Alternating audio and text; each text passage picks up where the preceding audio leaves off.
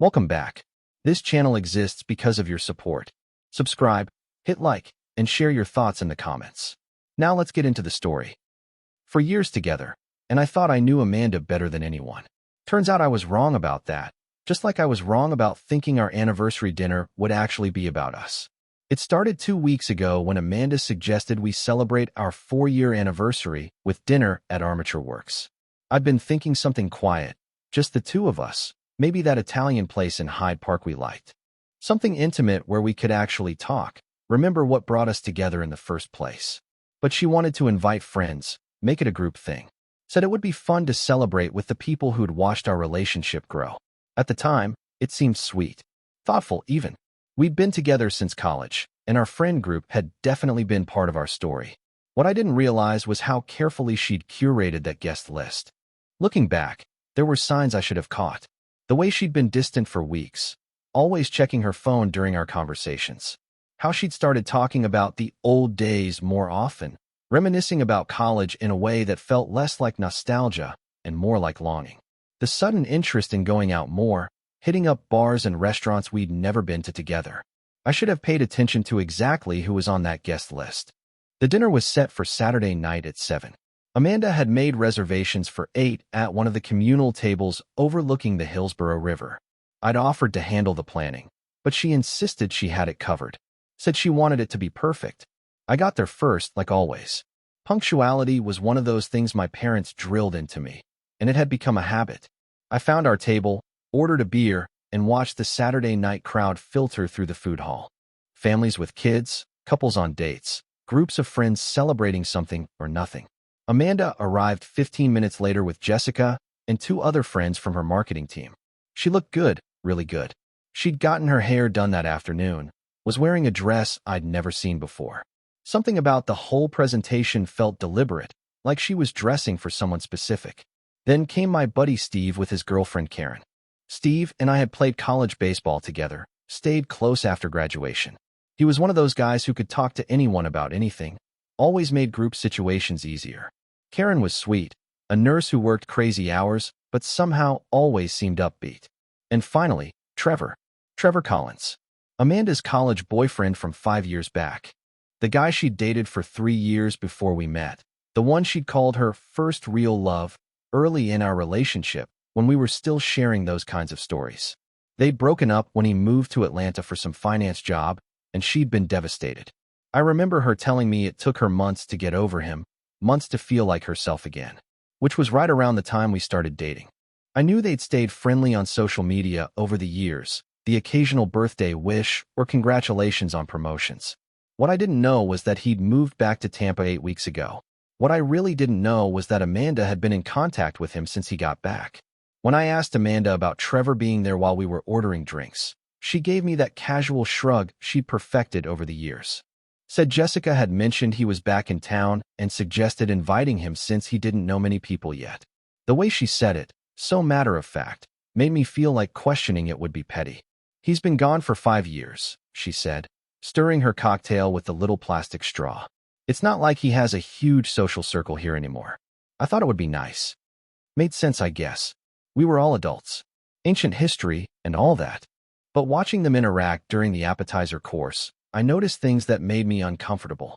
The way they fell into easy conversation, finishing each other's sentences like no time had passed.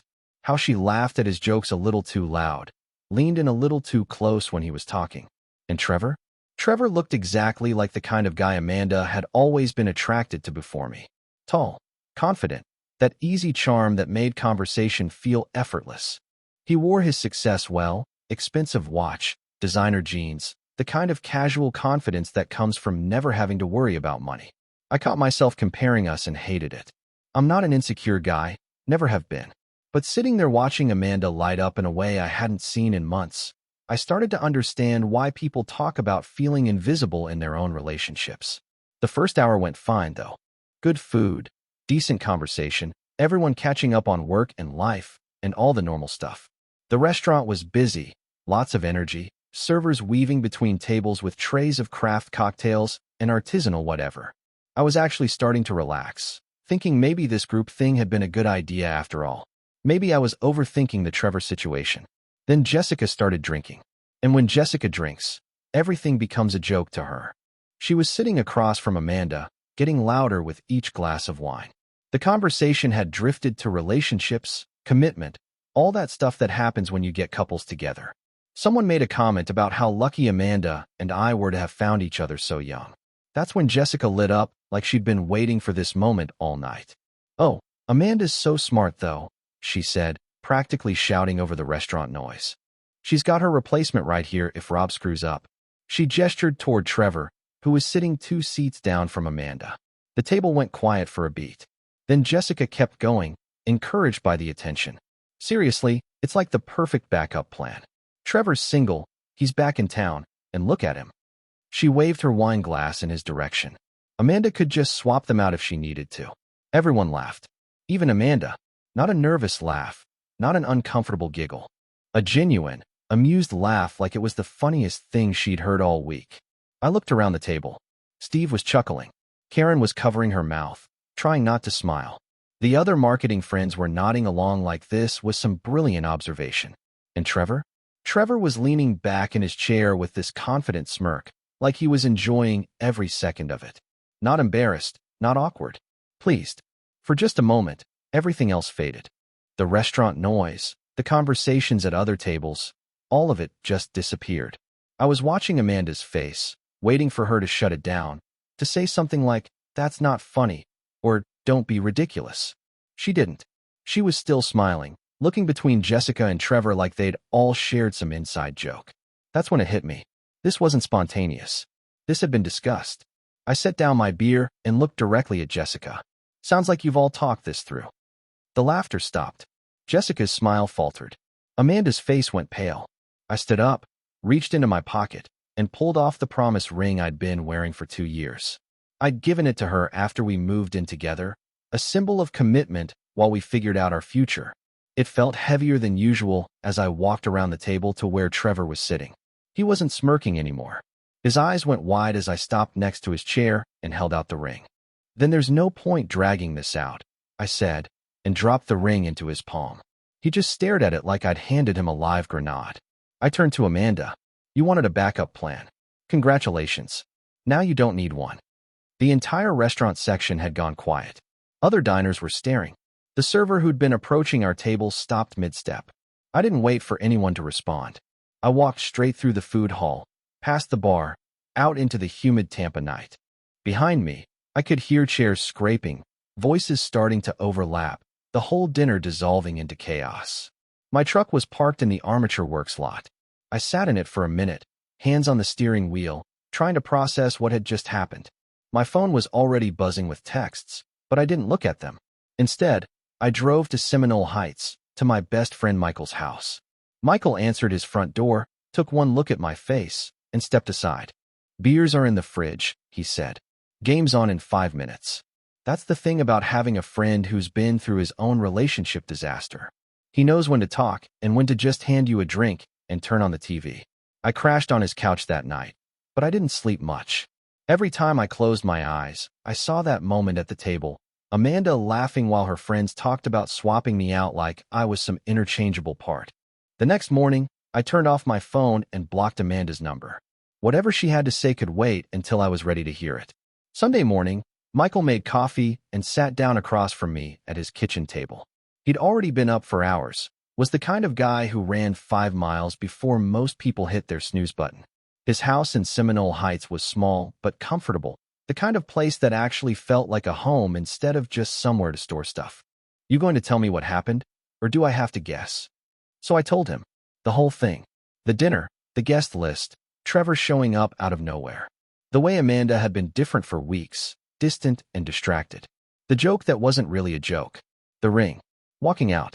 When I finished, he just nodded slowly, the way he did when he was processing something serious. "Good," he said finally. "You did the right thing. Doesn't feel right. It never does at first." He refilled his coffee from the pot on the counter. "But let me ask you something. How long have you felt like something was off?" That question hit harder than I expected because the truth was, it had been weeks. Maybe longer. Amanda had been distant since March, right around the time Trevor moved back to town, though I hadn't connected those dots until now. We barely talked anymore, and when we did, it was just surface stuff. Who was picking up groceries, what bills needed paying, whether we were still going to her cousin's wedding in May. Nothing real. Nothing that mattered. She's been different since early March, I said. We barely hang out anymore. When we do, she's always checking her phone or talking about stuff that doesn't include me. Her work friends, people from college I don't know, memories I wasn't part of. And this Trevor guy? When did he show up in the picture? I had to think about it. Amanda had mentioned running into someone from college about 8 weeks ago, said they'd grabbed coffee to catch up. She'd been vague about who it was, and I hadn't pressed for details. Why would I? We'd both stayed in touch with college friends over the years. She mentioned running into him about 8 weeks ago, I said. Said they'd grabbed coffee to catch up. Michael leaned back in his chair. Coffee led to anniversary dinner invitations pretty quick. He was right. And sitting in his kitchen Sunday morning, I started thinking about all the other things I'd noticed but explained away. The new clothes she'd been buying, stuff that was more stylish than her usual work wardrobe. The way she'd started doing her hair differently, spending more time getting ready in the mornings. The yoga classes she'd joined but never wanted to talk about afterward. Hell, even the anniversary dinner. For years together, and we'd never done a big group celebration before. Our previous anniversaries had been quiet, just us. Dinner somewhere nice, maybe a weekend trip to St. Petersburg or Clearwater. Private celebrations for something that felt private. But this year, she'd wanted an audience. I need to go back to the apartment, I said. Get some of my stuff. You sure that's smart right now? She'll be at work tomorrow. I'll go then. Michael studied me for a moment. You want company? No. I need to do this by myself. But thanks. He understood. Michael had been through his own divorce 2 years earlier when his ex-wife decided she needed to find herself with her personal trainer. He knew the importance of those first few decisions, how they set the tone for everything that came after. Whatever you find in that apartment, he said, remember that you already know enough. You don't need more evidence to justify what you felt in that restaurant. But I did need more evidence. Not to justify leaving, but to understand how long I'd been living in a fantasy. Monday morning, I waited until 8:30, then drove back to our place in Hyde Park. The apartment complex was quiet, most people already at work or school. I'd been living there for 2 years, but driving up to it now felt strange, like visiting a place I used to know but had somehow become foreign. Her car was gone from the covered parking spot we shared. Good. I wasn't ready for a confrontation, wasn't sure I'd ever be ready for one. The apartment looked exactly like we'd left it Saturday before dinner. Our coffee cups from that morning were still in the sink, mine with the chip on the handle, hers with lipstick on the rim. Her purse was on the kitchen counter where she always dropped it, along with her iPad and the stack of mail she'd been meaning to sort through for weeks. Walking through the living room felt like touring a museum of a relationship. Photos of us on the bookshelf, from our second date at Busch Gardens, from last year's trip to Key West, from Steve and Karen's engagement party. All those moments that had felt so significant when they happened, now just evidence of time that had passed.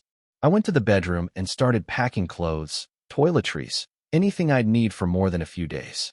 My clothes took up about half the closet, and packing them left obvious gaps that made the space look abandoned.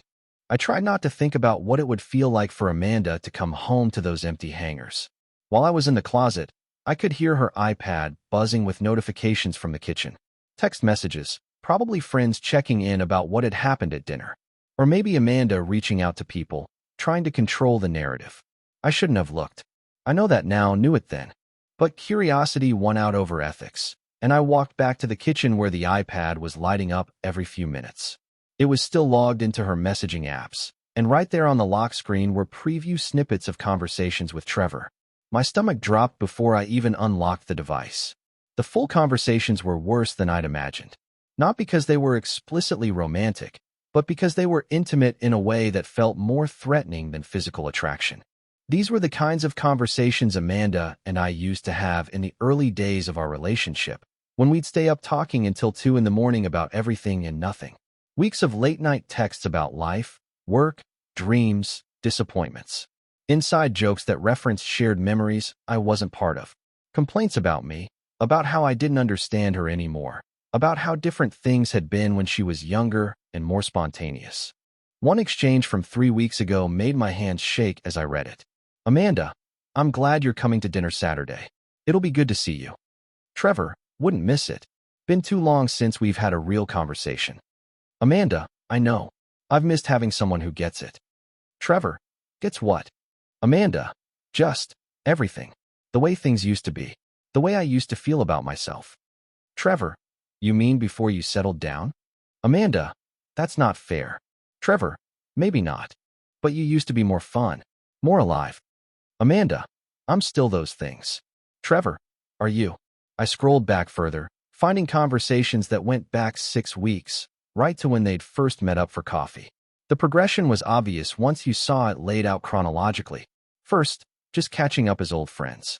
Then longer conversations about their respective relationships, with Amanda confiding that she felt stuck, unfulfilled. Then Trevor sharing that he was single by choice, enjoying the freedom of not being tied down. And then, inevitably, the comparison started. How different her life might have been if they'd stayed together. How she sometimes wondered if she'd chosen safety over passion. How she envied people who took risks instead of always playing it safe. I took photos of everything with my phone, screenshots that felt like collecting evidence for a trial I'd never wanted to be part of. Then I finished packing as quickly as I could and left, leaving the iPad slightly moved from its original position. Amanda would know someone had been looking at it, would realize I'd seen everything. Let her wonder how much I knew and what I planned to do about it. Back at Michael's place, I showed him the screenshots. He read through them silently, his jaw getting tighter with each conversation. She's been planning this, he said finally. Maybe not consciously, but she's been setting up her exit strategy, testing the waters. They haven't done anything physical, I said, though even as I said it, I knew how naive it sounded. That's almost worse, Michael said, looking up from my phone. At least if it was just sexual attraction, you could write it off as a moment of weakness. This is emotional. She's been comparing you to him for weeks, and you didn't even know you were in a competition. He was right. Every conversation I'd had with Amanda over the past month, every time I tried to connect with her or make plans or just talk about our future, she'd been measuring me against memories of Trevor, against a version of herself that existed 5 years ago, when she was 24 and everything felt possible. I was never going to win that competition because I was fighting against nostalgia, against the version of herself she missed most. He was right. The dinner Saturday night hadn't been about celebrating our anniversary. It had been about testing whether I'd fight for her, whether I'd compete with Trevor for her attention.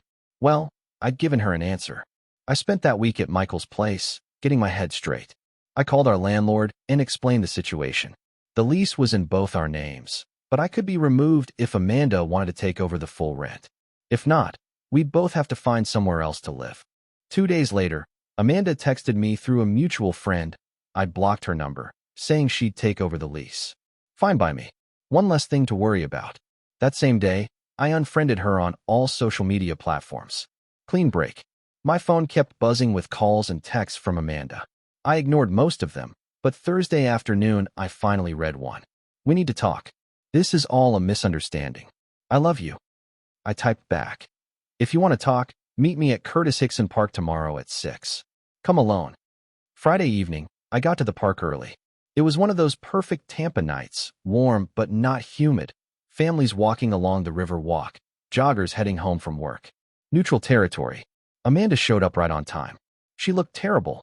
Dark circles under her eyes, hair pulled back messy, like she hadn't been sleeping. Thank you for meeting me, she said quietly as she sat down on the bench next to me. I didn't respond, just waited. I know you're angry. You have every right to be. But I need you to understand that nothing happened with Trevor. We're just friends. I pulled out my phone and showed her the screenshots I'd taken. 6 weeks of secret coffee dates. These conversations. That's not friendship. Her face went white. You went through my messages? You left your iPad on the kitchen counter. It was right there. She looked down at her hands. It's not what you think. What is it then? Because from where I'm sitting, it looks like you've been testing the waters with your ex while keeping me as your safety net. I was confused, she said. When Trevor came back, it brought up all these old feelings. I didn't know how to handle it. So you handled it by lying to me for 6 weeks, by meeting him behind my back, by letting your friends turn our anniversary dinner into a joke about replacing me. That wasn't planned. Jessica was drunk. She says stupid things when she drinks. I leaned forward. Here's what I think happened. You've been talking to Trevor for weeks. You told your friends about it. They thought it was funny that you had a backup option. Saturday night was their way of testing whether I'd fight for you. She was crying now. Real tears. That's not true, isn't it? Because if the situation was reversed, if I'd invited an ex-girlfriend to our anniversary dinner, if my friends had joked about her being my backup plan, if you'd found weeks of messages between us where I complained about you and talked about missing the past, would you call that friendship? She didn't answer. You wanted to see if Trevor was still interested. You wanted to see if I'd compete for you. Well, now you know. I don't compete for people who keep backup plans. I love you, she whispered. No, you don't. You love the idea of me. You love having someone reliable who makes you feel secure. But if you loved me, you never would have done any of this. I stood up. The lease is in both our names. You can take it over if you want, or we can both move out. I honestly don't care about the apartment or the furniture or any of it. I just want out. What about Trevor? I almost laughed. That's not my problem anymore. You're both free to figure out whatever it is you want. That's not what I wanted. Then what did you want? To keep me around while you figured out if something better would come along? To have your cake and eat it too? She didn't answer because we both knew that's exactly what she'd wanted. I walked away from that bench and didn't look back. 2 weeks later, I found my own place. A small apartment downtown near the Tampa Theater, nothing fancy, but it was mine. Moving from our shared place in Hyde Park to somewhere completely new felt symbolic. No neighborhood memories, no familiar restaurants where we'd eaten together. One bedroom, decent kitchen, big windows that let in actual sunlight. The kind of place where I could think clearly without every corner reminding me of shared decisions and compromised dreams. Clean slate. No shared history, no ghosts. Moving in felt like the first positive action I'd taken since walking out of that restaurant. Michael helped me haul my stuff upstairs, and we ordered pizza afterward, sitting on the floor of my empty living room eating off paper plates because I hadn't bought furniture yet. How does it feel? He asked, looking around at the blank walls and empty shelves. Like starting over, I said, but in a good way. Work became my refuge over the next few weeks. I threw myself into projects I'd been putting off, picked up extra responsibilities that other people didn't want. There's something therapeutic about solving problems that actually have solutions, about putting in effort and seeing direct results. My supervisor, Janet, noticed the change, called me into her office on a Thursday afternoon and asked if everything was okay at home. Actually, I said, I'm not living at home anymore. Amanda and I broke up. I'm sorry to hear that, she said. But if I'm being honest, you seem more focused lately. Whatever you're doing, keep it up. There's a promotion coming up, and you're at the top of my list. 3 weeks later, she called me back into her office.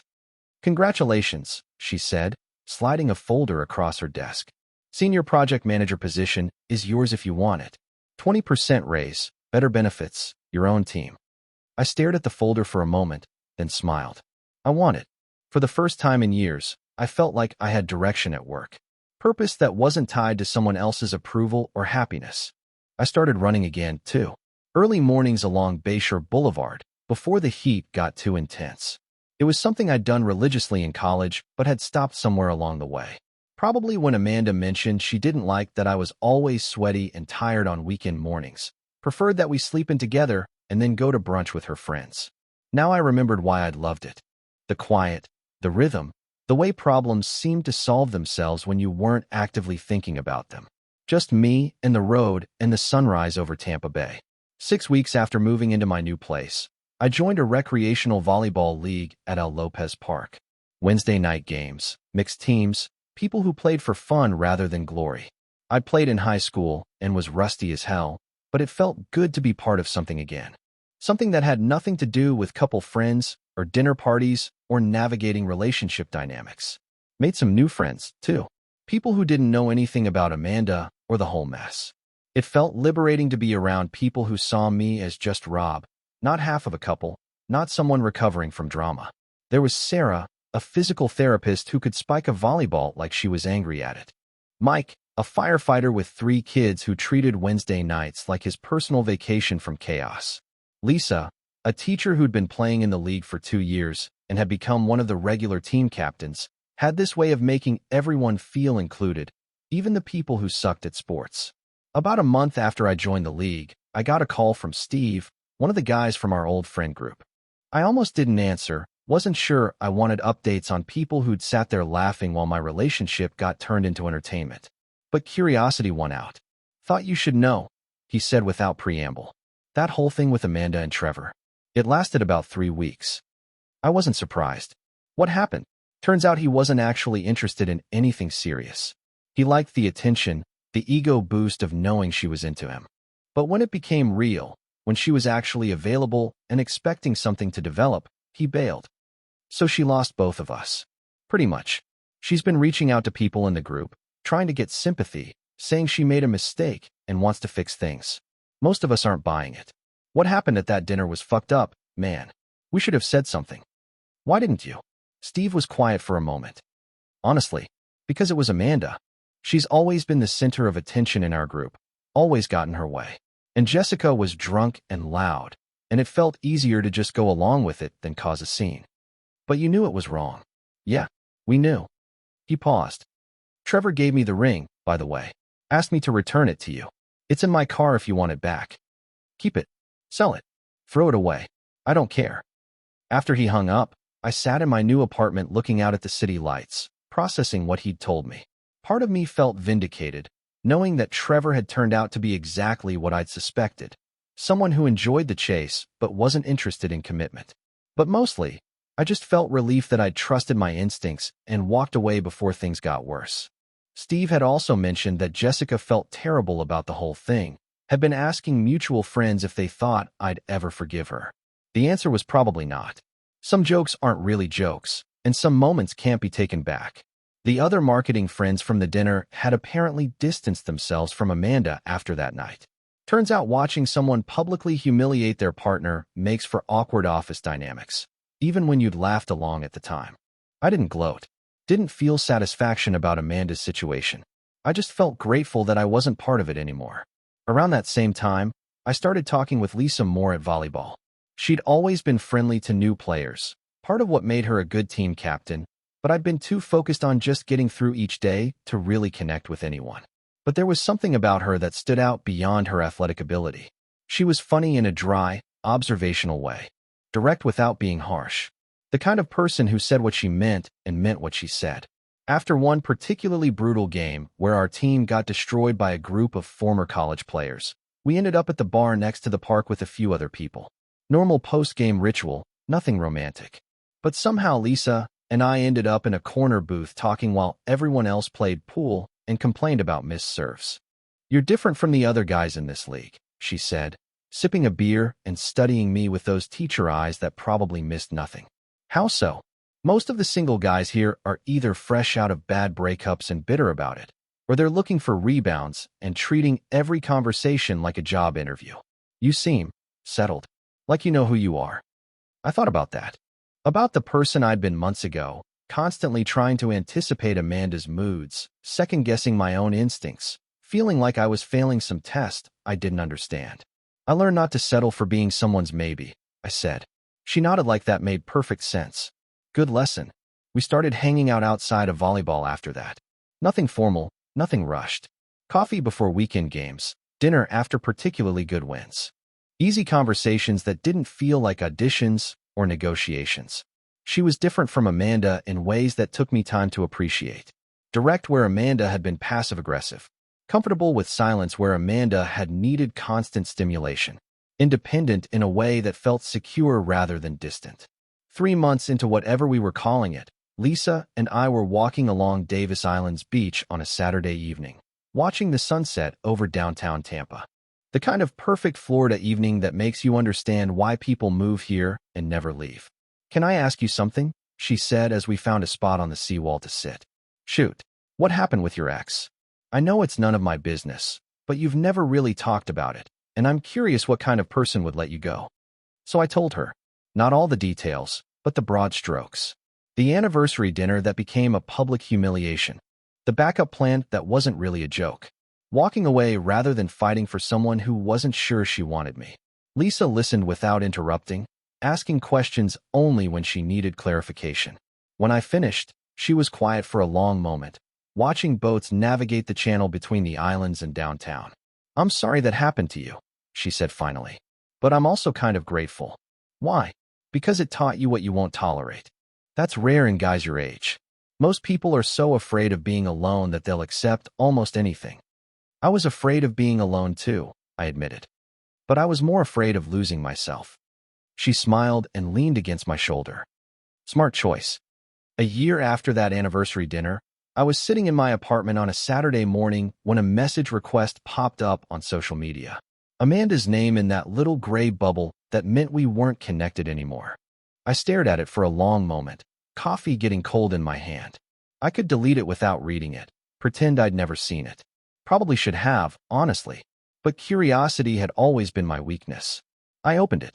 I know I have no right to reach out, and you probably don't want to hear from me. But I need to say this, even if you don't respond.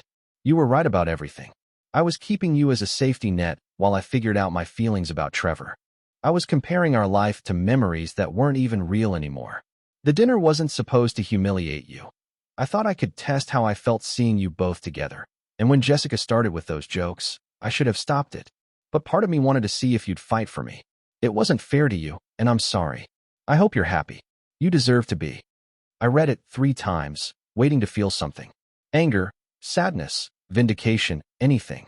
But all I felt was a kind of distant sympathy, like reading about someone else's problems in a newspaper. I typed back, I am. 2 words. That was all she needed to know. I didn't tell her about Lisa, about the promotion I'd gotten at work, about the downtown apartment I loved, or the life I'd built. My happiness wasn't about her anymore. Wasn't defined by her absence or her approval. I deleted the conversation thread and went back to my coffee. Later that afternoon, Lisa and I were driving to St. Augustine for the weekend, had rented a place near the beach. Simple plans with someone who'd chosen me first, consistently, without needing backup options or exit strategies. That evening, walking hand in hand down St. George Street while tourists took photos and street performers played music, I realized something I probably should have understood months earlier. That anniversary dinner had been the best thing that ever happened to me. Not because I enjoyed the humiliation or the heartbreak, but because it forced me to stop settling for less than I deserved. It taught me the difference between being someone's choice and being someone's option, between someone who loved me and someone who loved the idea of having me around. What are you thinking about? Lisa asked, noticing I'd gotten quiet. Just grateful, I said. For a lot of things. She squeezed my hand and didn't ask for details, secure enough not to need explanations for every thought that crossed my mind. Later that night, sitting on the balcony of our rented condo with the ocean stretching out to the horizon, I thought about the person I'd been a year ago. Someone who would have fought for a relationship that was already over, who would have accepted being a backup plan rather than being alone. That version of me felt like a stranger now. Someone I used to be, before I learned what it actually meant to choose myself first. My phone was silent in my pocket. My mind was clear. The future felt open and full of possibilities I didn't have to share with anyone who wasn't sure they wanted to be part of them. And for the first time in years, that felt like more than enough. Dear listeners, that's our ending. If it resonated, subscribe to support the channel. See you next time.